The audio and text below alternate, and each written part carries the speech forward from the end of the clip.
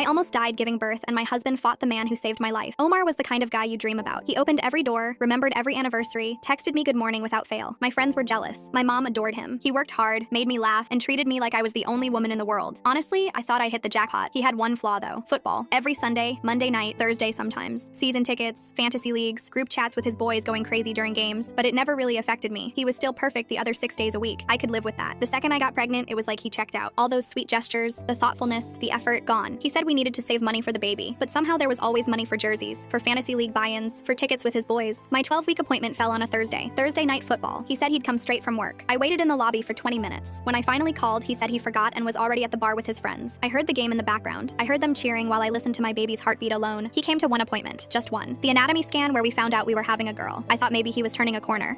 Then I looked over and he had the game streaming on his phone, volume low but watching it the entire time. The tech asked if he wanted to see his daughter's face on the screen. He said, "Yeah, 1 sec," and didn't look up for another minute. At 36 weeks, I had a false labor scare. I was in so much pain I could barely breathe. I walked into the living room, tears streaming down my face, telling him I thought the baby was coming. He didn't even pause the game. He said, "You're not due for another month. Just relax in the other room. You're stressing me out." I went to the bedroom and cried until it passed. After that, I sat him down, told him the birth was non-negotiable. He needed to be there, phone off, fully present. He held my hands, looked me in the eyes, and promised. He said nothing would keep him from being there. 2 weeks later, my water broke on a Sunday. He wasn't home. He was at a watch party at his friend's house. I called him. No answer. I called again. Immediately declined. Then I got one of those automated texts. "Can't talk right now. I'll call you later." I called 6 more times. Nothing. He went on do not disturb. I took an Uber to the hospital after that. I was terrified, alone, and starting to bleed. The contractions were getting worse. I was alone in the waiting room, shaking and crying, when my phone rang. I lit up thinking it was my husband, but it was my friend Mateo. We'd known each other since childhood. I haven't spoken to him in months. He was just calling to check in, asking how I was doing with the pregnancy. I immediately broke down, told him I was at the hospital alone, that something felt wrong, that Omar wasn't answering. Mateo didn't ask questions. He just said, "I'm coming," and hung up. He was there in 12 minutes. Mateo held my hand when the doctors told me the baby's heart rate was dropping. He stayed calm when they said they needed to do an emergency C-section. He was there when they rushed me into surgery, telling me I was going to be okay, that my baby was going to be okay. I needed those words. The surgery took 2 hours. There were complications. They said me and the baby almost didn't make it, but we did. My daughter was born at 8:47 p.m., 6 pounds, 4 ounces, healthy and screaming. Mateo was sitting in the chair next to my bed when Omar finally walked in, 10:30 p.m., an hour after the game was over. Omar didn't say congratulations, didn't ask if I was okay. The first thing out of his mouth was, "My team lost by 3 points." I could smell the beer from across the room. I asked him where he was, why he didn't answer. He got defensive, said I was being dramatic, that everything turned out fine. I started crying, telling him I almost died, that our daughter almost died. He rolled his eyes. Then he looked at Mateo, really looked at him, and his whole face changed. He asked why Mateo was here. I told him because he didn't show up. That's when he went insane. He started saying I was probably cheating, that maybe the baby wasn't even his. Mateo stood up and told him to calm down, that the baby was sleeping. Omar swung at Mateo. His fist connected with Mateo's jaw, 5 feet away from our newborn daughter. Security rushed in and dragged him out. I just held my baby and cried. I filed for divorce that week. Mateo's her godfather now.